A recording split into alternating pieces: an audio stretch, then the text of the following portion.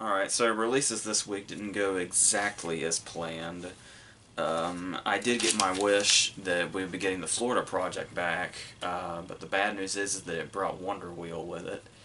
And I was really under the impression that Molly's Game was going to be going completely wide today, but it turns out it was not Molly's Game that was going wide today, it was Darkest Hour. But, alright, so we have the front runner for Best Actor and Supporting Actor, one right after the other, so it still works out. And yeah, when I saw Darkest Hour, I was thinking, Ferdinand got a couple of Globe nominations, and so I guess for completion's sake, I went ahead and took care of that as well. So, yeah, let's just go right into this. I actually want to start with the Florida Project. This is obviously from Sean Baker, the guy that brought us Tangerine, who shot Tangerine on an iPhone famously, and apparently there were like 5 iPhones or something, but I guess the main one he used is going into like some movie museum or something. So he's already quite made a name for himself based on that alone.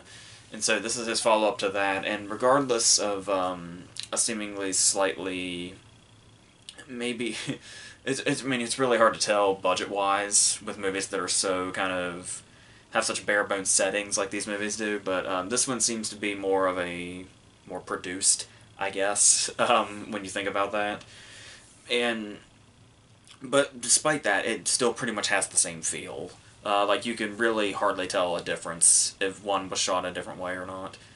And before we go into all the praise that Willem Dafoe is obviously getting, one of the key aspects here is obviously it's one of those movies where we follow kids around, and we're talking like little kids. So, and you hear horror stories, kind of like how like people praise 12 Inch and Wallace so much for Beasts of the Southern Wild, but then you hear Ben Zyland say like, oh, it was actually like it was a lot tougher than it looked. So, but with these kids, and another thing you obviously have, you risk is the idea that there's so many different ways it can go wrong if the central focus of your movie is a bunch of little kids.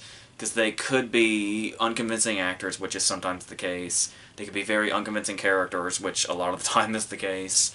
So you have a whole lot that you have to... You're really putting a lot on the line by doing this. But they actually are able to make it work in pretty much all of those ways and more. Most being the... particularly Brooklyn Prince, I think is her name, is the main one here. Giving a really effective performance and everybody kind of following suit around her. But there's also the way that they're kind of shown. Like, it's pretty clear this is the way... This is yet another one of those movies where it's like, you hear the stories about how they basically let the camera run and just let them be kids, and that's how they shot them. I think Willem Dafoe was talking about that at one of the round tables or an interview or something. And yeah, that does end up being a lot more effective. Like, you basically just kind of give them the gist of what the scene's supposed to be, or maybe not even that. And just film them and let them do their kid thing, and then capture the realistic factor based on that. But once again, because it does... This movie is a lot more driven by... I don't know, plot is a... I don't quite know that plot is the word I would use, but there's definitely, like, a cohesive story going on. Like, it is a one thing leads to another eventually kind of thing. So it's really hard to tell exactly where the improv is and where the, okay, you have to say this or whatever came in. But that's the great thing, though, is that it's seamless. And so that natural feel is kind of there through the whole thing. And the kids also, another thing that you kind of risk is the fact that they have...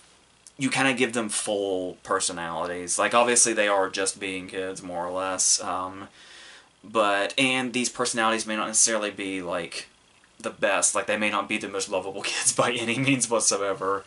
But obviously, a lot of the movie is getting glimpses of their background, so it's all kind of explanatory how the kids end up the way they are, how some of them are troublemakers, and one is kind of sheltered that's being brought into their world. And obviously, the adults have a lot of interesting things going on, but the kids by themselves, like this whole storyline of them kind of bringing in this more or less innocent girl and having them run around while they cause havoc, basically could have been its own movie. I could see David Gordon Green making a movie where the characters are just these children. Um, like back in the day, David Gordon Green, like George Washington era.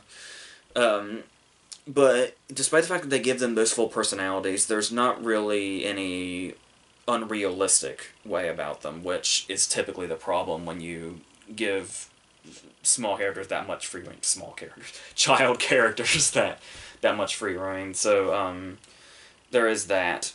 But then we have the adult characters. Obviously, the mom, I think Haley was the character's name. I'm not quite sure the actress's name, but I do remember hearing, I think it's her first movie ever, which is really impressive because she definitely is one of those characters where you're really hate her. Like you like there's hardly anything to like about her. What the decisions she makes, and she is. I mean, you can tell that she is ultimately trying to do the motherly thing, regardless of how not very good she is at it. There are moments certainly where she's trying, and the decisions she makes ultimately come back to that. But still, she's very hard to like, and you get so wrapped up in hating this character, you kind of stop and think, if anything, that means this actress is amazing, and she really does bring that out, and you feel that because of her performance. It's not just, it wouldn't just be in the writing. She definitely had to bring it to life in that particular way, perfectly, and she does. But we really need to talk. We really need to talk about Willem Dafoe because obviously he and Sam Rockwell are really racing right now. But I think Dafoe technically still has the frontrunner status, and there is a reason for that. Obviously, Three Billboards is one of my favorite movies of this year, and I loved Rockwell in it. But I really want to see Willem Dafoe win this. I really do. I mean, I kind of wanted to just on principle because he's Willem Dafoe, and that would be cool to see. But I mean, he would really earn it here. This is him in a way I don't really feel like we've seen him before, and not necessarily just because he's so well known for playing like villains or morally ambiguous people. There's just, I don't know, and it's not even really like, it's not a performance you can go into expecting like to be like that big scene. I personally think that big scene is in here, but it's not the kind of big scene you think when you think of people having a frontrunner status in the award season. But for a character that is so, I don't know that I would say down. The movie itself feels downplayed, but it always feels like there's something going on with this character when all we're doing is watching him run this hotel. But there's just so much that he brings to it and it's one of those cases where the children are intriguing characters enough, and they are really our main focal point, especially her and the mother. But every time he's on screen, regardless of what he's doing, whether he's just doing some, mundane task or whether he's dealing with something, you just kind of wish the camera would stay on him and we just keep going with him and this be his movie. But that's not to take away from all the rest of the movie, because that stuff is really good too. But I mean, there's so many different sides he has to play, and usually simultaneously, because he's got to be authoritative, but also likable. There's kind of a tough way about him when he has to really, he really has to do things that he doesn't want to do, but people just his buttons keep getting pressed, and he's getting pushed. But regardless of those moments, there's still definitely a sensitive side to him as well. And even though there are definitely moments where he spends most of the movie getting after these kids because they're fucking his place up and his customers, he's still very kind of protective of them as well.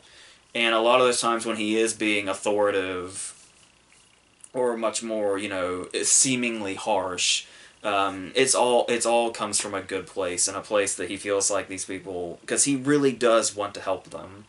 And there are a lot of, like, he spends the whole movie saying, you know, if you do this, I'm going to have to throw you out. And you can tell after, like, the third time he threatens to throw them out, you realize he doesn't want to because he knows their situation.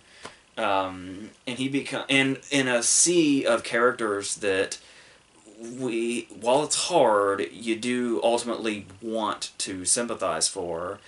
I think seeing this from his perspective makes him the most sympathetic person in the movie. That he's trying to be the one that keeps everything afloat, regardless of what's going on, and regardless of the fact that everybody in this movie keeps fucking up. Uh, and there are just so many. There's like every scene brings on just an individual moment that you remember. Like there's the moment when he's watching the security footage back after the power outage, and it's what he thought it was. So he's just watching the footage and just like purring to himself. There's the moment when she's eating the ice cream in the lobby, and he's just sitting there with his arms folded, staring at her, just waiting for the first drop to hit the floor because he knows it's gonna happen. The moment when he talks to the birds. It's like every moment. And then there's stuff when he's not even doing or saying anything. There's just the moment when, like, he's outside smoking a cigarette on the balcony and we can hear the fireworks from Disney in the background. Because Disney's just, like, constantly lurking and we keep hearing about it and seeing, like, we see the Seven Dwarfs sign or, like, a Mickey symbol. But it's always lurking back there. And when he's doing this, you can just, like, see all the weight on him. Like, you just think, oh, it's a dude that's running this hotel, but just watching him just stand here in silence after a day's work, you just see, like, how much it wears him down, and how much he really needs this cigarette he's having. And it's, yeah, just every time he's on screen, that's what I wanted to see. But then, there's the big scene when he has to approach, because obviously, you know, he's looking out for these kids, despite also constantly yelling at them. A potential pedophile walks onto the premises. Very clear. Like, he might as well be wearing a fucking neon sign that says, "I'm dangerous to children." And just the way he deals with this scene, it's not done all in one take, but it feels like it. It feels like this ever-flowing scene, and it's just the way he deals with this and the way it builds up, and it's my favorite scene in the movie, and it's amazing. Probably one of my favorite scenes of, like, the whole year, this scene. So, going on this now, this is another one of those movies, I can feel it. I can feel it right now. This is one of those movies where, after I saw it, I knew that I really liked it. But it's only talking about it with you right now that it's really getting to settle in. Because usually there's the case of it would just stay the same, or it could be, well, now that I think about it, there was this problem, and this problem, and this problem. But this is one of those movies, I didn't like it near as much as this, but Tangerine kind of did this too, where I did like it initially, but thinking about it and really kind of going into it, even though it seemed so like there wouldn't be a whole lot there to discuss, it turns out like the whole thing is discussion worthy, like scene by scene or even moment by moment, maybe multiple moments in one scene, and yeah, I don't know, like this far in, as you can probably tell, I'm finding it really hard to talk about it and what's so good about it without just literally taking you scene by scene. We'd be here all day, of course, so I can't do that, but on top of that, also just the aesthetic in general. I was talking about there's, like, the use of color, like the way there's the drab inside when we're, like, inside the hotel rooms and it looks really, like, trashy and smoke-filled and dirty and all that. And it's such a contrast on the outside to see, like, the purple walls and just all of these vibrant colors, not just from the hotel itself, but, like, the stores around it, too. And the different designs that those have. Just, like, really bring this world to life when the whole idea is kind of that this is a really run-down, just, you know, dirty, forgotten corner of a really famous city. But it just is really brought to life through this. And that's what Baker does, where it's like, Usually in indie movies like this, the directors seem to really want to focus on the mundane. Like they want to say, like they say, all this stuff is mundane, and that's why we're here. We're just here to observe. So they just let it be mundane, and obviously that can really work. Like Jim Jarmusch movies mastered it. But what Baker's approach seems to be is to take this kind of material, this mundane stuff, but really adds an energy to it, whether it be how it's shot or how it's performed or how it looks, like the production design itself, and just really brings it to life and brings it past the mundane thing and takes it onto this whole other level that a lot of movies like this don't bother to do. Like I said, it really would just depend on the movie, and for this movie, that definitely works. Obviously, you could say, like if you take the material from a Jarmusch movie or something, this approach probably would not work. Only in Jarmusch's own way. But here, what Baker's doing here is definitely very suitable for this, especially since it's being seen through the eyes of children where everything is supposedly magical and all that. We got this literal magic kingdom like down the road, but they're able to make this place seem just as fantastical just because that's the way they see it, and the way it's presented to us. So that's definitely great. And we also have like when the power goes out, like I was talking about, it's like it has like a Rear Window vibe. When the dog gets killed in Rear Window and we just see everybody reacting in one big shot. There's a shot that's reminiscent of that. It's kind of nice. So yeah, if there's one negative I have about this movie, it would be and I'm sure this is intentional for whatever reason I can't quite pinpoint. The editing can be really jarring. Like when we go from scene to scene sometimes, it feels like very sudden and kind of like we weren't done with the scene before it, but and that happens quite a bit, but obviously once we get to the new scene, then it's got a whole other something else to offer. So yes, I was a very big fan of this. And I actually wasn't sure about it. I was excited because I wanted to see Willem Dafoe's performance, but I really did not think at all I was going to like it this much. Like, that was pretty much the only thing I was looking forward to. But yeah, it just delivers in a lot of ways. And I say that going in as somebody that liked Tangerine quite a bit. If you didn't like Tangerine, I'm really not sure. It's not... I guess you could say it's not as in-your-face as Tangerine felt sometimes, so that would probably help a lot. It does feel more downplayed than Tangerine did. So, yeah, that's where we stand with that. So let's... I probably just totally jinxed Willem Dafoe now. He's probably going to like start losing left and right, especially since we got the Globes coming up on Sunday. So we'll see what happens, but I'm going to be pulling for him, so yes. Our second movie is going to be Darkest Hour. Obviously, once again, our frontrunner for Best Actor, clearly. Chalamet's doing very well, but I'm pretty sure once the big awards come around, Oldman's going to be sweeping left and right. And you can tell. just looking at the movie from a distance, you can tell. It's like, yeah, that's going to get Oldman his Oscar finally. That's pretty clear. But this movie has actually suffered quite a bit itself. Like, if it didn't have Oldman's performance in it, this movie would probably have been long gone in people's memories. But and the reason for that seems to be, well, a lot of it's being dismissed as Oscar bait, which you can totally... I know it's dismissive to say that, but you can totally understand if somebody were to say that.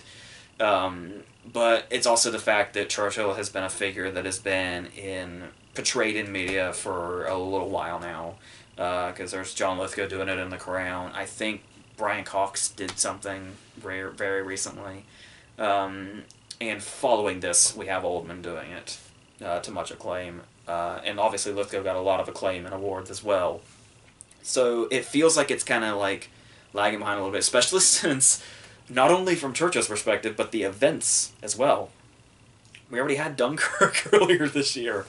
So it's probably going to feel a lot like retreaded material to a lot of people. So obviously the main focus seems to be specifically Oldman and not a whole lot else. But as far as the movie as a whole, well, actually, I guess we can go ahead and talk about Oldman first. Because, yes, I mean, obviously Oldman has proven that he is, you know, one of the greatest actors out there. Has been for some time, but he's only been recently been getting all that acclaim because it seems like it's only been recently that people started realizing who all he has been in the movies they've seen in the past. Because he kept himself so well hidden. But, and then sure enough, you know, he's going to be playing a historical figure. He's got the fat suit, he's got the makeup, he's got lots and lots of speeches. So, you know, this is going to be. And the thing about it that was a little bit distracting, and obviously this isn't going to be the movie's fault, or really Oldman's fault for that matter, because he's doing his job to the best he possibly can. But the thing about it is that I miss when Oldman used to really blend in with his roles. Like back to, you know, True Romance. Honestly, if I could go back in 1993, I would give him an Oscar for that 5 minutes in True Romance. Yes, even over Ralph Fiennes. I really would. And there was, you know, The Fifth Element, Sid and Nancy, JFK, even playing Mason Verger in Hannibal. Like, who would have guessed? And The Contender. But the thing about it was, now that it's been known to most people that he is all those roles, it's almost like Gary Oldman changing his appearance for a role has become less his method and more like a running joke. So it's almost like you see Oldman in this, and like back in the 90s we would have been, you know, holy shit, who is that guy? Did they bring him back from the dead? But now everybody knows that Oldman is the guy that blends into his characters, and I could honestly see somebody just seeing it that way. But that's not to take away from not only Oldman's performance, but that makeup is incredible.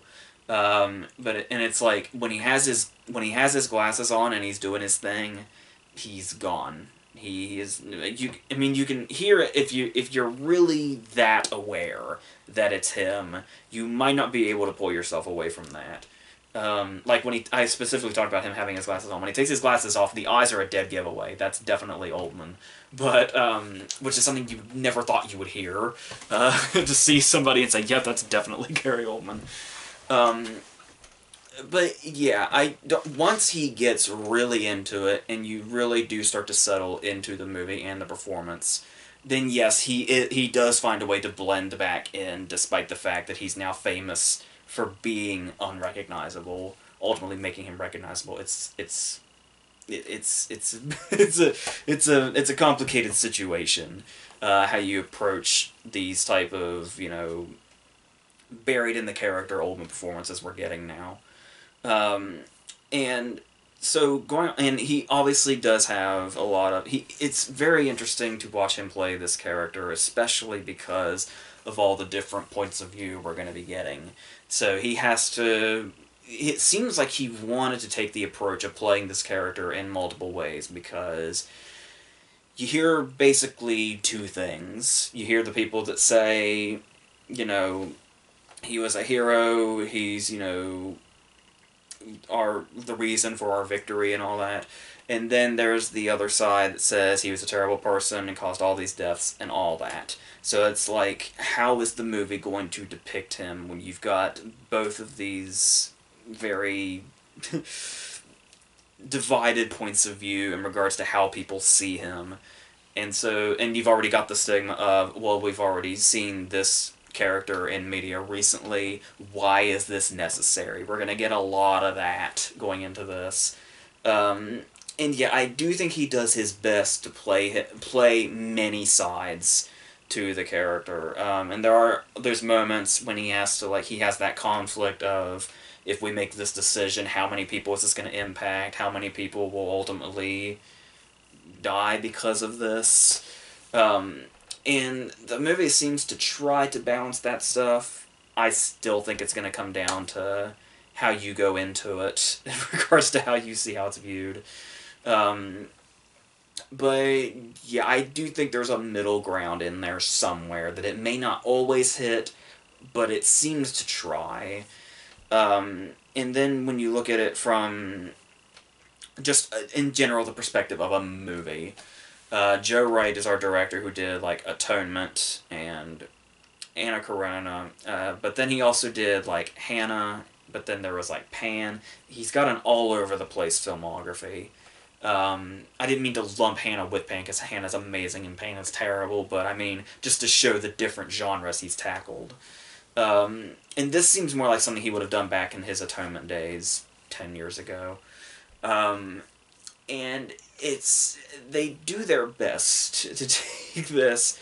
I mean, I'll be honest, it does feel very much like there's always that movie, or multiple movies, around award season, where it does, I mean, you want to give them the benefit of the doubt, the creators, and say this was a story that they wanted to tell, that they had passion behind, that they, had a unique perspective on, whatever. They were going to show us something in a very cinematic way that was real at some point in history, or at least partially, or whatever fraction. But at the same time, it does come across as one of those movies to where it's like, Gary Oldman needs his Oscar. And this is a very baity role that he can do, and it doesn't really matter what's in the rest of the movie as long as we have this performance. And there are times where it feels like that. There are times where it tries to seem like it's going for more than that. Like if you look at it from an aesthetic point of view, there's the way it's photographed. There is the score. The score has been getting some acclaim. I thought the score was kind of basic and uninspired, especially for a movie like this. But the way it's shot does give it more of it doesn't exactly feel as bland as it probably looks. I could totally see somebody still seeing it that way, but I didn't find it, like, I was honestly kind of expecting something really bland, so that may have helped going in with that frame of mind. But yeah, so it's clear they're trying to liven it up, but notice how many times I'm using the word try in regards to what they accomplished here. It's commendable overall. And there are moments where, like, it seems like it's not always trying to take itself too seriously. There are attempts at humor about itself, like, the moment when he's trying to set a date with the king and they're having to juggle schedules is kind of funny. There is the misinterpreted gesture, is a really funny moment. But there are a lot of places where it feels like it could have been so much better, but the movie just kind of had no interest in really putting that much forth. They just kind of, it almost feels like they just figured they could piggyback on a giant performance at the center of it, especially from an actor as big and theatrical as Gary Oldman. So, in regards to that also makes it suffer from the side characters themselves. Like, Kristen Scott Thomas is fine as his wife, who kind of has this...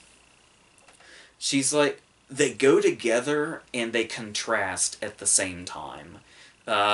Which is a very interesting thing that she brings to the table.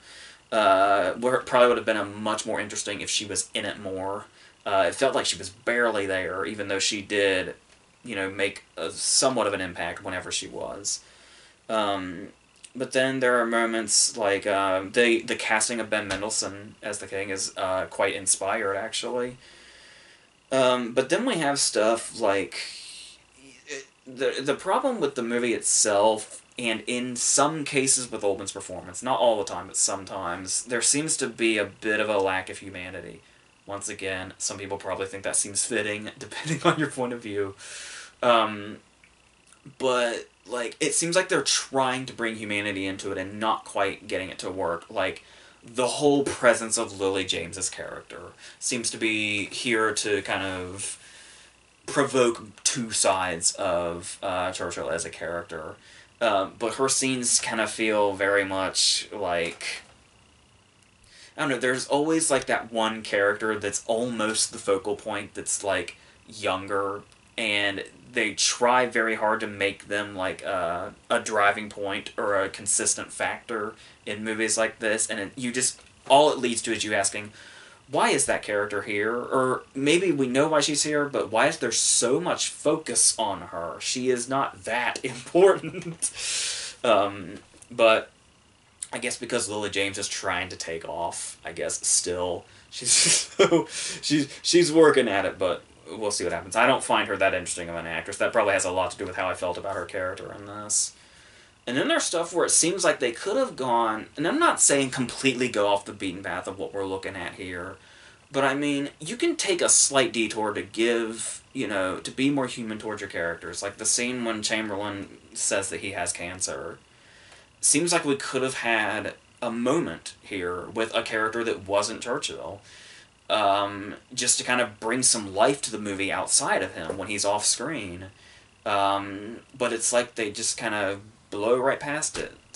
And it's like, I think after he says, I have cancer, nobody even acknowledges that he said that. This is until the, end text, obviously. And he occasionally looks sickly in crowd shots. But apart from that, yeah, so it's like there were chances to add more humanity to it and not just make it look like some big showboat thing. But it seems like that's what their main focus was. And the movie, I feel like, would have felt like it had at least another layer to it if you tried to add the things outside of Churchill and just make them a little more interesting for the times that... Because you had to have known you were going to have those moments when he wasn't on screen, so you've got to have something going on that's intriguing. The story's not really doing that because it's one of those cases where you have to make this event that we know the turnout of interesting through its 2-hour runtime.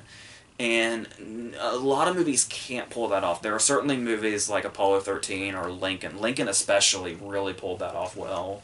It made the ending really suspenseful regardless of the fact that we know how that turns out. This movie can't really... that's one hurdle it couldn't quite pass once again. And I kept hearing, before it actually came out, like when the advertising started coming out, I heard a lot of comparisons to The Imitation Game.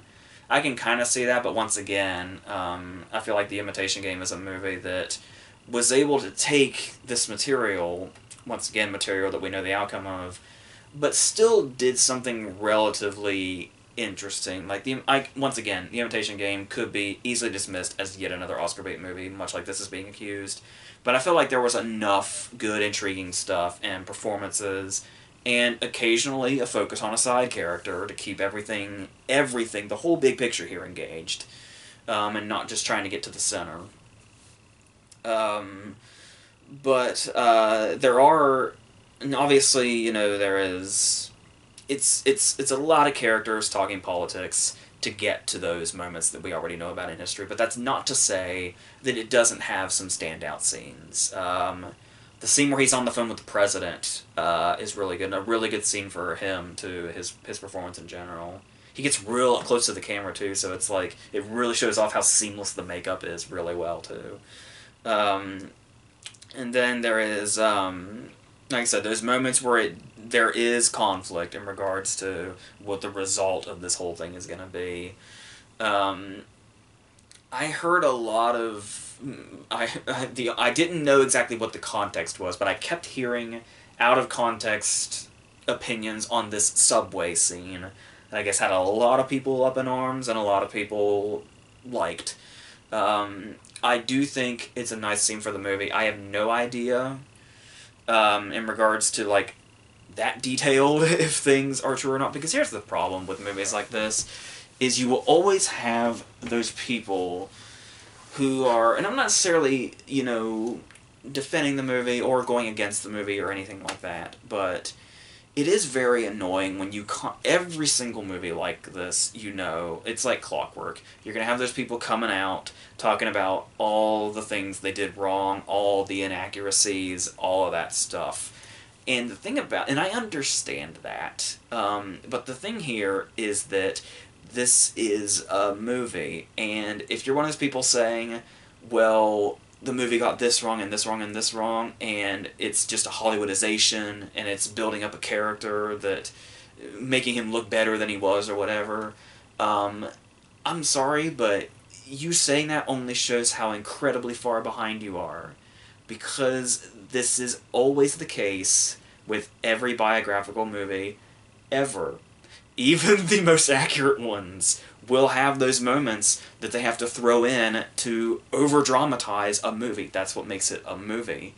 If if you want to go see a documentary on the subject, or get this, read a book, then that's what you want to do. That's where you want to be if you're worried about a movie like this having inaccuracies. It is going to happen no matter what. Everybody should know this by now. And if you can come to terms with that, maybe you won't be so angry. I mean, if you think they're trying to push something that is absolutely untrue to make people think things that are wrong or whatever, I can see an outrage. But I mean, this is nothing new at all. Adding things to, liven up the proceedings here.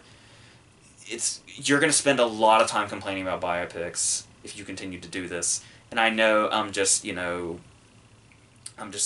throwing this into the wind and all that shit, because I know this is just always going to be a thing forever. There is no reason for me to try to combat this.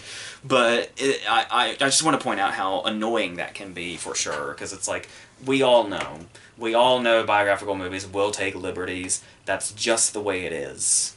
So, like I said, I'm sure there's plenty of documentaries, I'm sure there's plenty of books.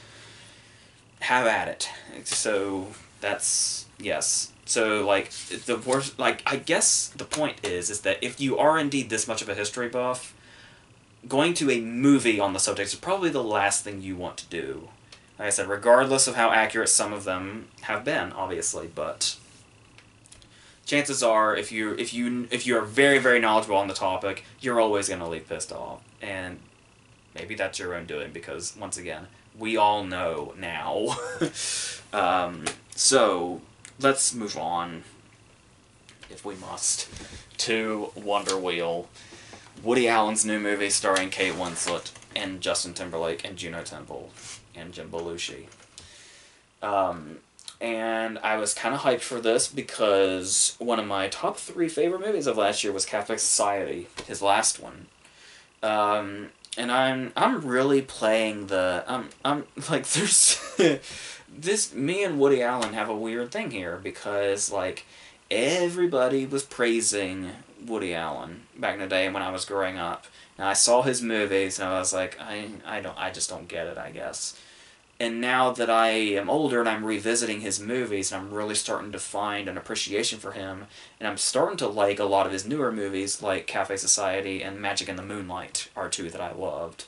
But now everybody doesn't like it. Cafe Society, people were like, oh, that was, he's showing his age, he's getting worse, his writing's not up to par to what it was. But I still think he's got some great stuff in it, especially since he just made Cafe Society, which I loved as much as I did.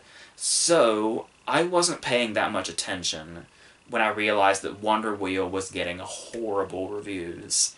The only thing I responded to that with was, oh, I guess once it's not getting nominated now. And then that's all I thought about. I was like, you know what, with the reactions like Cafe Society, Magic in the Moonlight got, and the way I ended up feeling about them, I'll probably be fine with Wonder Wheel. Hopefully nobody is fine with Wonder Wheel, because this is kind of a disaster. Which sucks, because we've got a capable cast, plus Jim Belushi here. So, when Cafe Society came out, one of the things I praised about it was Corey Stoll's subplot, where he played the gangster. And I had said that I would have watched a whole movie about Corey Stoll's gangster. And when Wonder Wheel started, I kind of thought that's what I was getting, very briefly. It's a huge, huge tease, but I thought that's what I was getting. And the fact that I didn't get what I thought I was going to get is the last of this movie's problems. So, we introduce a lot of different things. Usually, the best Woody Allen movies have, kind of a flow, where it's this thing's introduced, this thing's introduced, this thing's introduced, and then they all just kind of come together through the duration of the movie. And all the subplots kind of, mingle here throughout. This one kind of immediately starts off all over the place. Because we start off with Juno Temple running away from her gangster boyfriend, who's going to kill her. She decides that she's going to start, hiding out with her dad, Jim Belushi, and his wife, Kate Winslet. But Kate Winslet has a son who is a pyro. They build this up like it's going to be something. It amounts to nothing. It's a continuous thing throughout the movie, with no payoff. And then, for some reason, despite all the fact that all this is going on, our narrator, who's not only narrating, he's breaking the fourth wall to talk to us. That's Timberlake, a lifeguard on the beach. And you're like, okay, how the fuck does all this add up? And then it becomes very basic Woody Allen. This person loves this person, but this person loves this person, but this person's married to this person, etc. Only much worse than normal. I don't know what the hell happened, but for starters, they seem to be trying to... We have this backdrop of Coney Island, which for a Woody Allen movie is kind of like, yeah, I can see that. That's intriguing. Like, I would love to see a Woody Allen movie with that kind of backdrop. And it's kind of mostly in the background, kind of set. And it only, like, especially when we're in wherever that is they live. I don't know if that's an apartment or what the fuck it is, but in the background it looks kind of fake. But it's kind of like when you see the fake background that looks like Coney Island, it's kind of like, oh, it still has kind of a very storybook kind of quality to it, the look of it. But then the content of the story is just messing it all up. Because, well, here's the big factor, is that everybody's supposed to love everybody in this movie, or everybody's supposed to hate everybody in this movie, or whatever. But love or hate, there's no chemistry from anybody. And you would think somebody like Winslet. Winslet, you'll notice, is one of those actresses that it gets interesting because there seems to be no middle ground.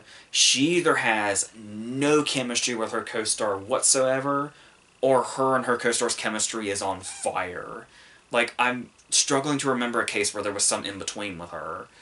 But it's just completely and totally absent from here. You'd never really buy she's married to Belushi's character, who's supposed to be like this Broderick Crawford type, I think. To where it's like, he's got the physicality for the role, but he's just not... I don't know why people keep hiring Jim Belushi, but that's just my opinion, I guess. But he's like one of the main four that's in it the least, so we won't worry about him. I guess maybe he was kind of hoping for like what he got out of Andrew Dice Clay and Blue Jasmine. Like, I didn't think much of Blue Jasmine, but I remember him being a surprising kind of standout with what he had. But our main focus is this love triangle with Timberlake, Winslet, and Juno Temple. And once again, these are all people that have had great chemistry in the past. All three of them are insanely talented. And there's just every scene, every line of dialogue to each other and otherwise is just a complete and total dead end of flat and nothing. There is, like, no passion in this movie whatsoever. And the thing about it is, like, Timberlake, I thought, was an interesting choice for a Woody Allen movie. So it's like, yeah, we'll see how this goes. And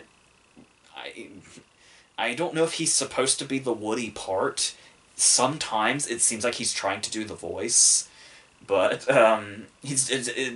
despite that, and it's kind of like when he speaks, when he speaks a lot because he's narrating, it almost feels like he's intimidated by the dialogue or something. Like, he knew he had to really bring his A game because he was in a Woody Allen movie, and it's like it got the best of him by a lot. But the thing is that this is, like, really low-tier Woody Allen dialogue. Like, he had nothing to be afraid of. This is the guy that mastered the Sorkin dialogue in The Social Network. It's amazing what he did in The Social Network with that dialogue, and here it's like he can barely get through it. Maybe because he recognized the quality of it. He was like, this can't be a Woody Allen script, right? I mean, it's got the structure of one, the characters behave like them, but I don't know, something's not working. Maybe that's what threw him off. And Winslet here, obviously, is going for it. Like, you can tell she's kind of putting her all into it, but it's not... I think it's probably the writing. Because she's this character where it's, like... She's okay, we talk about how you can be an unlikable character and still be extremely interesting. Some of the most interesting characters in all of fiction are unlikable. But the problem is that she's so unlikable and so unsympathetic, but she's equally uninteresting. Like, there's, we're just watching her ruin her own life with no feeling whatsoever. It's kind of like, wow, I just hope this all ends bad for her, because she's just making it worse and worse, and I can't, there's no redeeming factors about her. But once again, that in no way makes her character interesting either. It's just, it becomes painful to watch these characters interact, because they're, like I said, they're completely unsympathetic and unlikable when they're not just completely flat and boring. Um, and it's like, I think there was maybe room for Timberlake to make his character a little more interesting than he actually ended up being, making him a bit more energetic. But it's just like, I don't know. There's just a whole dead zone going on this whole time. Um, it also didn't help when you look at the side cast, like Max Casella or David Krumholtz. David Krumholtz has like one scene and it's a totally thankless role, when he's another person that seems perfect for the Woody Allen setting. But you have, I think the thing that threw me off about Max Casella was the whole idea that they're really, really building up this gangster boyfriend that Juno Temple has that's coming to kill her. Basically, he's looking for her, and it's going to be bad if he finds her. And so when I saw him in the cast, I was like, I'll bet that's Max Casella. That's interesting. He kind of played a part like that in Live by Night, and it'd be cool to see him in like as a Woody Allen gangster. And then he showed up in the movie, and he's just a background guy that hangs out with Belushi, and the big gangster guy we never meet. He probably would have been the most interesting character in the movie by far, as we saw with Corey Stoll in Cafe Society, and he's not even in the movie. He's one of those characters we always hear about but we never actually see. And sometimes that can work, but I feel like that could have been, I mean, it would have been an obvious direction. It's not like it would have been a direction we'd never seen before, but it would have given the movie some life, I think, if we went with that. But no, we stay on Winslet and her bullshit and her deceit and all that. Everybody's deceit, but mainly this unbearable character. Once again, that's not really to say anything bad about Winslet's performance, but I mean, it's a terrible character. I can't even tell the difference anymore if it's her being unlikable or the fact that I just did not, I don't know. Yeah. The character is not interesting enough to get that bent out of shape about, so I'm just gonna leave it. And yes, and I was talking about the fact that there's definitely no chemistry between Kate Winslet and Justin Timberlake, and you think, oh, I can kind of maybe understand that, seeing where they're both coming from, but what about Timberlake and Juno Temple? But no, and you would think like maybe it'll be like the chemistry that Jesse Eisenberg and Kristen Stewart had in Cafe Society between Timberlake and Juno Temple. I could see that working. No, just nothing. Absolutely nothing. It's like you're waiting for a sparkler to go off in the biggest way possible, but they didn't even fucking light it. That's what this movie feels like. Like, they didn't even light the first spark. Just nothing. Just blank. And as it goes on, and it starts to unwind, you realize it feels like this would be like a really lackluster adaptation of a very basic novel. Is what it seems like. It seems like you would just pull a random novel off a shelf in a library, and you just decide to adapt it into a movie. But you do a very lackluster adaptation of that already basic novel. That's Wonder Wheel. That's what you've got. And so, and yeah, they do, it seems to be mainly a drama, but he clearly tries to inject some of that humor he's got in it. But, like, the line, like, every now and then there's a good line, like, when, Juno Temple says it's Kate Winslet's 40th birthday, and she says it's a milestone, and Winslet says, no, it's a tombstone. It's like, every now and then Woody Allen actually comes out, but it's so rare. A lot of the times when the humor's in there, it's one of those cases to where the line goes by, and then you think about it, and you're like, oh, that was humor. I just realized that. You don't laugh. You just realize it was humor, or an attempt at it. And so, yeah, and really just the whole thing leaves a really bad taste.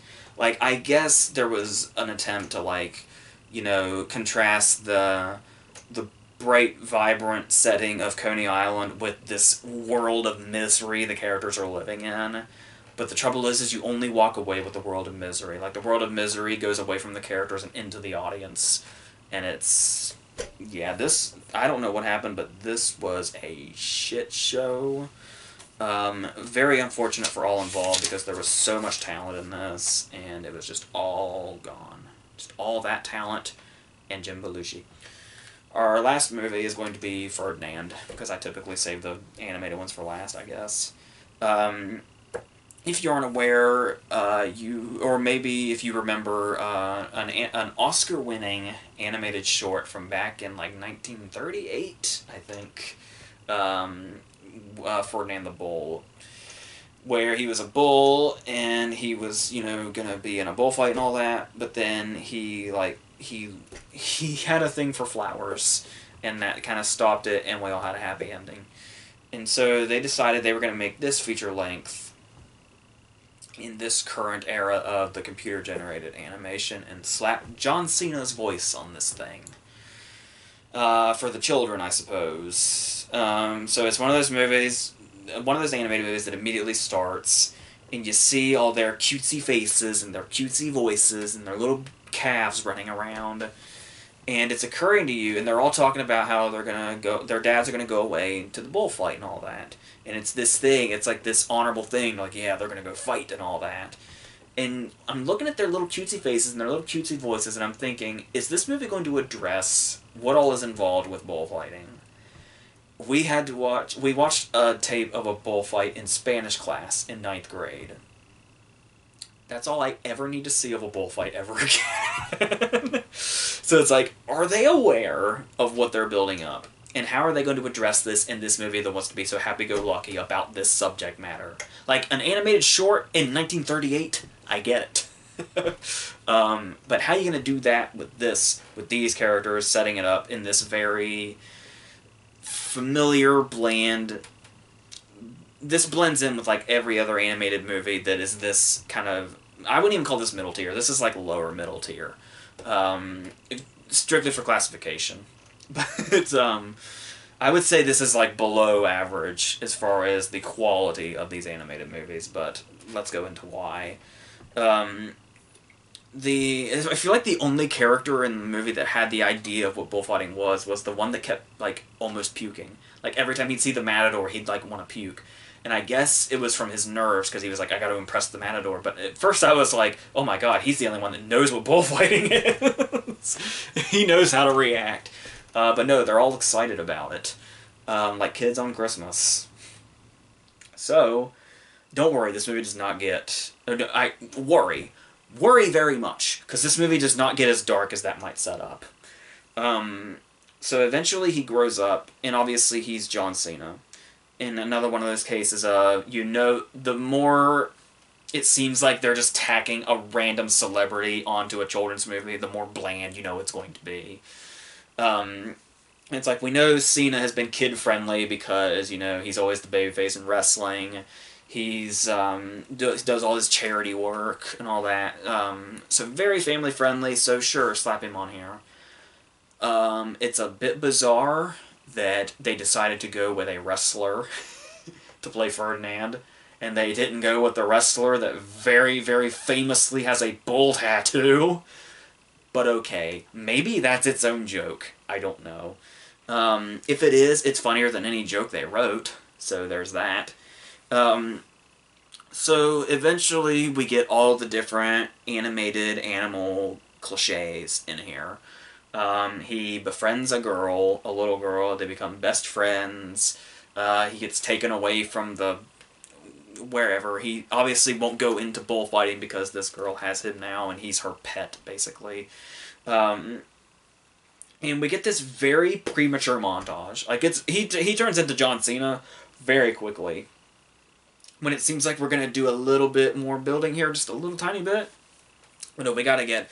This movie would be like if Jonathan Taylor Thomas turned into Matthew Broderick's Simba, like, before the Stampede even happened. That's how big of a hurry this movie's in. Despite the fact that it's like an hour 40-something. which is typically longer than most animated movies like this. And you can feel it. You can feel every minute of it. So he bonds with this girl. He does the whole flower thing first. Then they abandon that. Then he does the whole montage with the girl thing. And they're so close. Like, they're such pals that she doesn't even own a pillow. He is her pillow. She has a blanket, and then he lays down here. And she's in between. That's how close they are. And then, sure enough, one of them gets carried away to go off to the slaughterhouse or whatever. We abandon the girl. It's like this movie does not want to focus on one thing. And it tries to do the whole running around frantically from place to place thing with objective after objective. None of it really tying together until we get back to the bullfighting at the end. And then suddenly everything from the beginning wants to come back that we just totally abandoned. So... yeah, very well put together. It was a great idea to expand, like, a 7-minute short to feature length. Totally. And of course you're going to have 2017 humor in it. Which, of course, it's not very funny, except for, like, 5-year-olds. And I know, it's a movie made for 5-year-olds. That should be where the humor lies. It'd be weird if it didn't. But, I mean, you can still try to be a little clever. You can be 4 5-year-olds and still have a clear effort put into it. But clearly that's not going to be visible here at all. And they try to throw in other recognizable voices. They tried to pull me in with Kate McKinnon again. And she is, obviously I do nothing but praise Kate McKinnon. Because she is a comedy genius, and I love her, but it's one of those cases where, does it make sense for me to say, I think the character's unfunny, I think the lines are unfunny, but I like her voice work, I like the different ways she handles the goat's voice, more or less, and brings it, and gives it some energy, and livens, like, mixes it up a little bit, and it's not just... well, I'm a celebrity that was hired, I'm just gonna talk normally through the dialogue so you can recognize me as much as possible. And Kate McKinnon, being the, you know, multiple talents that she has, does try to do something with this goat character that's just here to be flung around slapstick-like and say ridiculous things with her overbite. But, yeah, the character itself, like, the writing is not working. But we got, like, the only character I found mildly funny throughout, I think, was the one voiced by David Tennant that had the hair in its eyes. That's about as good as we get. Bobby Cannavale's in here again. He's getting a lot of work lately, not that I'm complaining. He voices, I think he was the voice of... the dad of the younger calf, and then when the calf grew up was him. I think he was both himself and his father. So, but there's no... yeah, that's just the thing, is, like, the writing totally sucks. Like, there's nothing to take away from this. There's no message we haven't seen before. There's nothing funny going on. It's just a whole bunch of running around from place to place, like I said. Entertaining no later than 5 years old is about as far as this movie gets, and not in a charming way at all. And there are moments like, well, there's also Gina Rodriguez, who has had a very kind of bland animated year because she was also just in The Star. So it's like she did The Star and Ferdinand in the same year. That is a basic ass movie year for her. But then you go in there and you have stuff like The China Shop. And it's like, with the phrase, bull in a china shop, I think the word clever might be pushing it, but I found it a little bit clever, I guess, because I can't think of another word right now. That's the image for the poster of him looking all freaked out, surrounded by China. I didn't realize it was going to actually be a scene in the movie. So, so that's right out the window. Yeah, they do a whole damn scene surrounded by this, and it plays out exactly as you would expect it to, much like the rest of the movie. And then you have another one of the bulls is Peyton Manning. I don't know why we're trying to make Peyton Manning anything other than a football player or ex-football player, whatever the fuck he is now. Putting his voice in animated movies, putting him in those annoying dumbass commercials. You don't. So, and that's another one of those things where it just feels very much like just like a very lazy product. This movie, where it's like, oh, these are recognizable voices, let's just throw them in. And that's the thing too, is the characters aren't even particularly like, especially when animation, you have, like, you know, I don't know if it's the cutesy factor or what it is, but it's very easy to animate from scratch a face of an animal that's very lovable and cute or whatever. But it's like, what kind of movie is this when every time I see the hero of the movie, Ferdinand himself, every time I see his stupid goddamn face, I couldn't possibly care what bad things happened to him. Like, I don't, like, it became irritating to even look at him, because this, I don't know if it's because the movie was so frustrating, if I just did not care about the character that much, if the casting of John Cena was such an easy ploy of, let's get a dude that's as family-friendly as possible. Regardless of appearances in Judd Apatow movies, he's still mainly known for being this crowd pleaser of a dude. And it's just, it all feels so like everything was just done exactly by the book and then put out with no effort whatsoever. And this is one of those cases also where you get, like, there's, I mean, obviously the movie's lack of attention span is a big problem, even if it was made for children. They did, I don't know if you want to call this credit or what, depending on where we are in animated movies now, but I will say this, they almost made it 1 hour before a dance sequence. They almost made it an hour, but then we got a fucking dance sequence. We got kind of half of one shortly after that, too.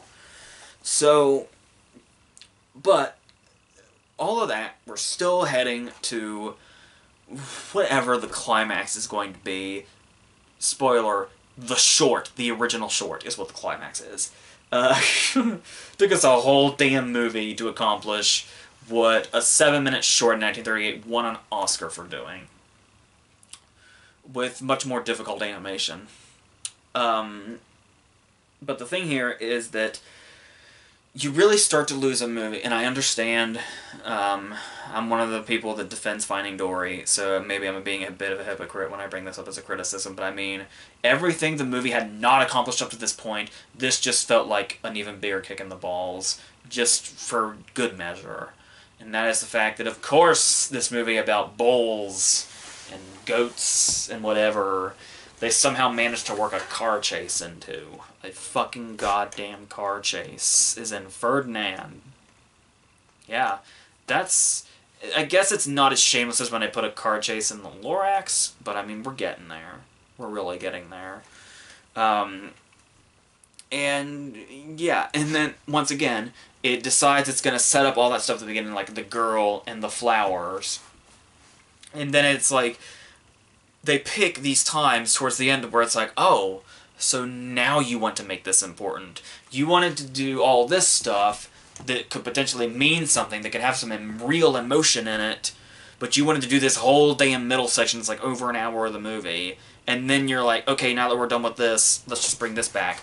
Let's not try to blend shit. Let's not try to make an emotional factor a continuous thing throughout, so that it fucking matters when we get to the climax.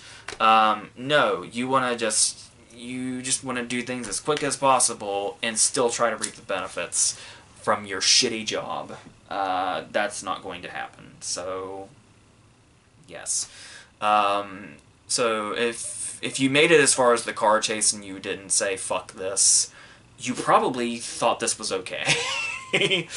And more power to you if you did, but I am not okay with Ferdinand at all. So it's so clear when you see like this and The Boss Baby nominated at the Globes, it's like, I'm guessing they didn't see any other ones.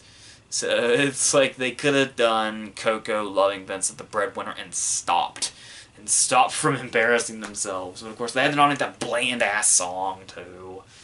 With a bland-ass title. Its fucking title is bland-ass. How fucking bland-ass do you think the song is? I promise you, it lives up to that bland-ass title. So, that's what this week was. Next week, I'm pretty sure the post is going wide. I have to question myself now. Perhaps Molly's Game in the Shape of Water will come here? Please? Is anybody fucking hearing me?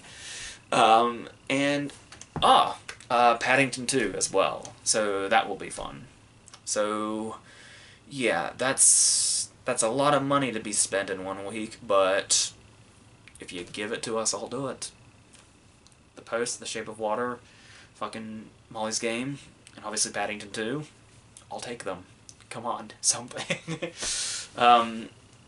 Obviously this weekend Insidious came out, but as you can see, I'm not in that big of a hurry. Maybe if these happen to fall through this coming week, I'll probably go ahead and check out Insidious because, and then we'll go from there. I kind of somewhat had interest in Proud Mary, just a little bit. I don't know. We'll see. I'm sure Taraji P. Henson's version of Atomic Blonde is much better than Atomic Blonde. So, we'll see what that has to offer, I'm sure, eventually. So, until then, there's also, we're doing Pacino versus 2 weeks in a row, one of which you already know is going to be Dog Day Afternoon, and Inside Man, which is going to be the one tomorrow. And then we're going to do that whole post-Globes thing. Yeah, I'm sure you've heard of everything by now. So, until all that stuff, we're